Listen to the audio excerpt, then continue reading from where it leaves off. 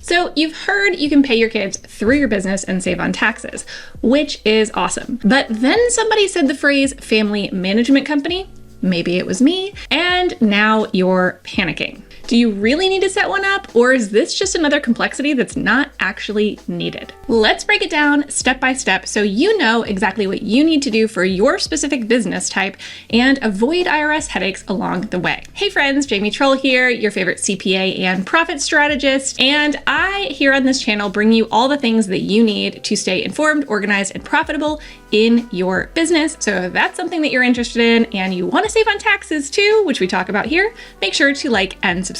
Stick with me until the end because I'm going to tell you when this setup makes sense and when it might be a little more trouble than it's worth. But first, can you legally pay your kids? The answer is yes. But again, we need to do it the right way. And the right way is going to come down to what type of business entity you are. If your kid is doing legitimate work in your business, then you can pay them a reasonable wage for the work that they are doing. And I have other videos where I talk a little bit more about different jobs your kids could be doing in your business. Again, we're not talking about exploiting child labor here.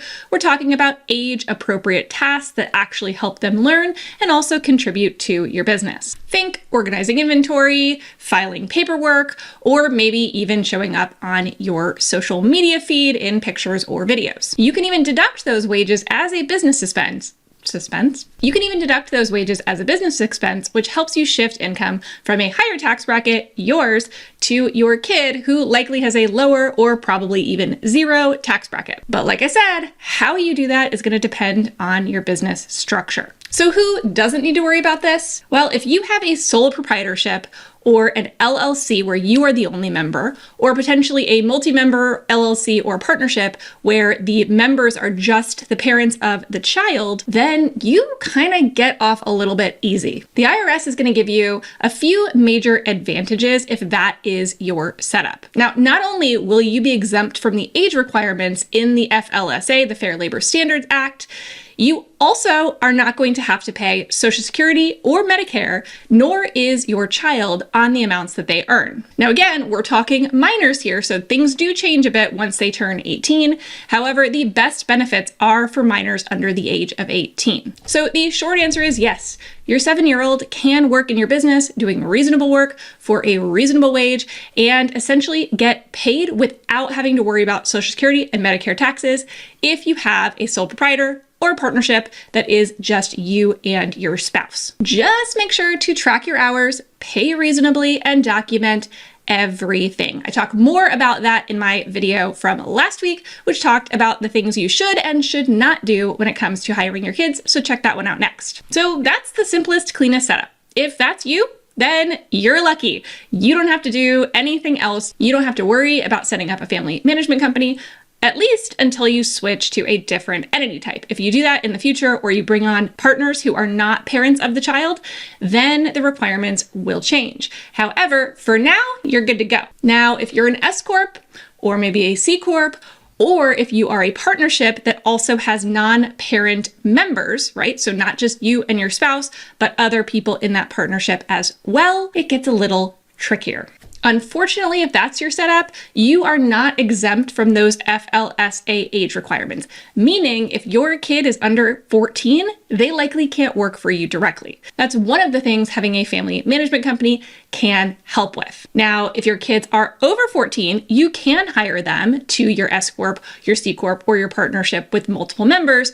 However, they're not going to be exempt from Social Security and Medicare taxes, and neither are you as their employer, which is a total of 15.3%. And remember, with Social Security and Medicare, it's not like income taxes where the first amount you make is not subject to any taxes. Unfortunately, with Social Security and Medicare, i.e. payroll taxes, they start at $1. So even if you pay your kid $1,000, they would have to be paying about $150 in Social Security and Medicare on that, which obviously isn't ideal. Another reason you might consider a family management company is if you own multiple different businesses and you don't want to have to worry about running them through payroll for all those different businesses and you want to have something more centralized.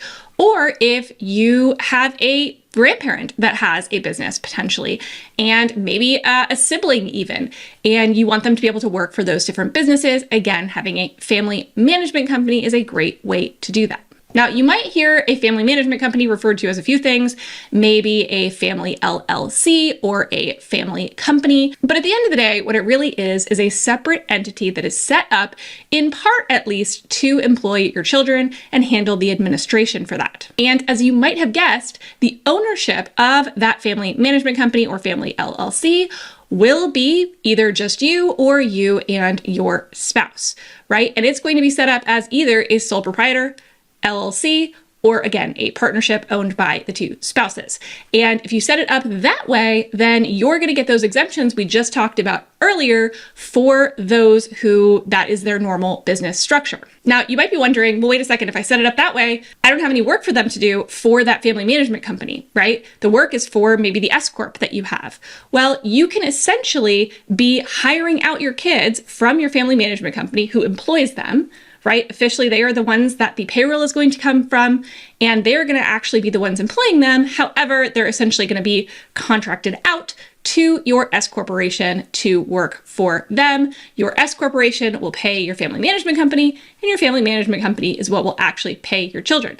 The family management company is also responsible for doing all the documentation, tracking the hours, all of those types of things. And the benefit of this is twofold, right? Now you can employ your kids who are under 14. They can actually work for your business or multiple different businesses of yours, again, in age appropriate type jobs, and you can pay them for those jobs and deduct it for your taxes. And also they're going to be exempt from Social Security and Medicare taxes if they are under 18, and they're going to be exempt from federal unemployment taxes if they're under 21. Now, if you go that route, let's talk about a couple of the things that you need to make sure that you do. The family management company must be a legitimate business, right? You have to treat it as such, which means going out and getting an EIN for it. You're going to need that anyway for payroll. And you don't necessarily have to turn it into an LLC. It can be a sole proprietor. That's completely fine. However, again, it needs to be a real entity that you are treating as such. So that means having things like contracts, right? You would want to have a contract between that family management company and your S-Corp, let's say, who is hiring them, that really speaks to that relationship and makes it clear that there is a separation of relationship here. If you form a family management company, but you're still effectively paying them directly from the S-Corp and not doing the extra step there, then that's where you can have an issue. So you do want to have a bank account for your family management company. Again, for all intents and purposes, it is a real company with a real purpose. And a big part of that purpose is to help centralize your administration of hiring family members or really anybody else. You can also hire other workers that get paid through that family management company and potentially work for various different companies. And of course, to make this work, your kids do actually have to work and you have to track and document that, which I know I've said a few times, but it is very important because if the IRS ever comes a knocking and they know that you have kids on your payroll, that's one of the things that they're going to want to look at. They're going to want to say, what is the proof of the work that they did? How much you paid them? How'd you come up with that? Right? And really understand the paper trail of you truly actually paying them, right? The money. That is another thing that has to happen. You can't just say you paid them, but there's actually no money trail, which is why I don't recommend doing this in cash. The more you can do this just like any other employee, the better. So do you need a family management company? We talked about when you are a sole proprietor, LLC, or a partnership with just the parents as partners, then no, you can hire them directly. You get all those benefits. Now, if you have multiple different companies that they're going to work for, then you may still choose to have a family management company to handle that for you so that it centralizes all the administration. But in general, it's not something that you need to do. The next question to ask yourself is, are you an S-Corp, C-Corp, or a partnership with multiple different members that wants to avoid payroll taxes for your kids?